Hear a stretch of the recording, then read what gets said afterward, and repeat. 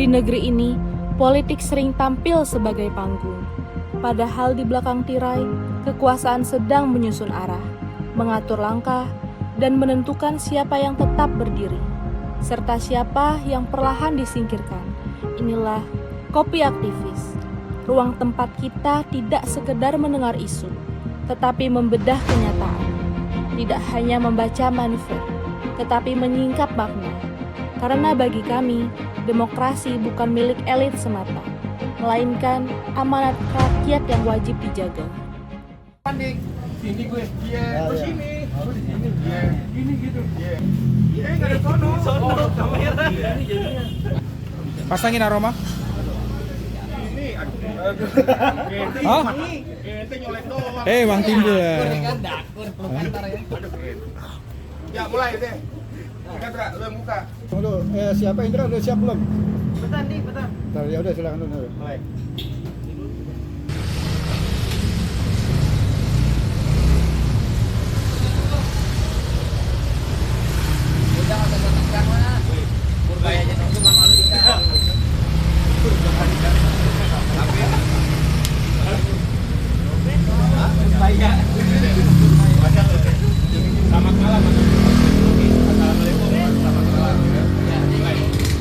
Selamat malam di Kopi Aktivis pada malam hari. Kita mau membahas tentang politik, tentang Partai Nasdem dan Partai Gerindra. Oke. Kebetulan di sini kan kita tahu sama-sama bahwasanya Kopi Aktivis itu merupakan ruang dialog antar sesama aktivis, pemikir, bisa juga anggota LSM yang tidak hanya membahas di sisi permukaannya saja, tapi langsung merasuk ke dalam inti persoalan. Karena kita melihat bahwasanya politik itu bukan hanya sebagai tontonan, tapi sebuah pertarungan kepentingan, arah kekuasaan, dan masa depan demokrasi bangsa. Kali ini kita akan membedah isu tentang Partai Nasdem dan Partai Gerindra. Ika. Terima kasih Bung Andika telah hadir di podcast kita malam ini. Ya, silakan. Baik, saya melihat bukan semata dalam pengertian formal akuisisi sebagaimana dunia bisnis, tapi lebih tepat dibaca dengan upaya mempengaruhi penetrasi dan penataan ulang orbit kekuasaan dalam politik Indonesia. Pengembalian tidak selalu dilakukan dengan mengganti papan nama partai. Kadang cukup dengan 3 cara: mengendalikan elit, kemudian menarik kader strategis, dan mempengaruhi arah keputusan internal. Jadi kalau bicara Nasdem, menurut saya ada 2 level yang harus dibedakan. Pertama, level simbolik, yaitu bagaimana sebuah partai yang dulu punya posisi, identitas, dan saya tawar sendiri, mulai dipersepsikan sedang didekati oleh kekuatan yang lebih besar. Terlalu mudah ditarik ini, kita ke orbit kekuasaan, maka publik patut bertanya, apakah partai itu masih bisa menjadi perjuangan gagasan atau sudah bergeser dengan instrumen negosiasi elit? Oke, itu aja sih. Nah, oke. Bung Atta, ini kan salah satu yang paling menarik nih, munculnya pembahasan awal namanya parliamentary threshold. Bahkan ada wacana angka yang lebih tinggi itu bukan teknik biasa. Kira-kira ini bakal terjadi nggak nih akuisisi antara Nasdem dan Partai Gerindra untuk Bung Hatta? Maksudnya pembahasan threshold ini ke depan, apakah Bung Andika melihat bahwa desain demokrasi yang sehat ini akan terlaksana atau justru sebagai alat penyaringan politik untuk merapikan lawan, mempersempit kompetisi, dan juga menyiapkan panggung kekuasaan agar hanya bisa diisi oleh pihak-pihak yang sudah diatur sejak awal? Kita harus jujur melihat kenyataan. Dalam banyak kasus aturan politik tidak terlalu lahir dari semangat memperbaiki demokrasi.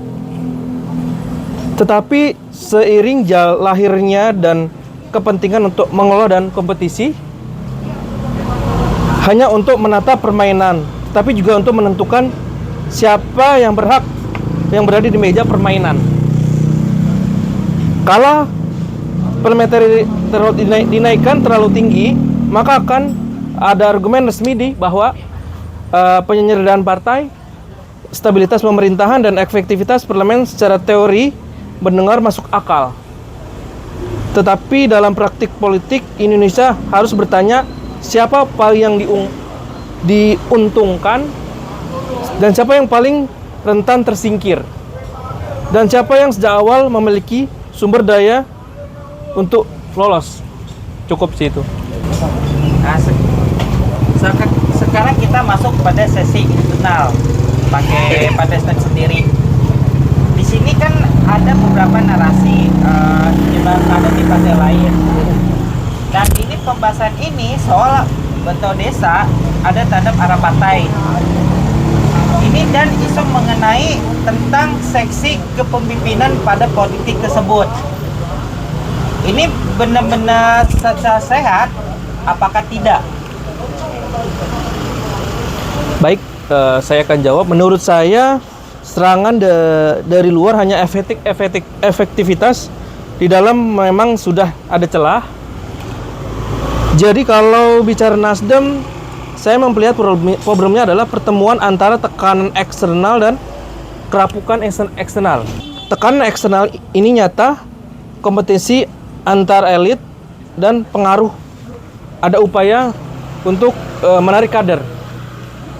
Kemudian akibatnya kita muncul isu suksesis partai menjadi rawan. Yang sudah dijadikan kerangka acuan kepada Bung Andika tadi, sedikit mungkin yang kita lihat sebagai sebuah fenomena di dalam sebuah kepartaian, bahwasanya masalah-masalah besar dari partai-partai politik ini adalah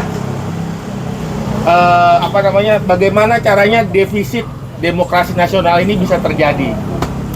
Kenapa? Karena mereka hanya bicara demokrasi kepada rakyat, hanya bicara, tapi dalam rumahnya sendiri atau secara institusi sendiri, pergantian elit sering tidak sehat, kemudian tidak terbuka, dan tidak dan selalu masyarakat melihat dari sisi-sisi tertentu bahwasanya itu bertumpu pada kalangan-kalangan atau kalangan-kalangan dalam tokoh utama.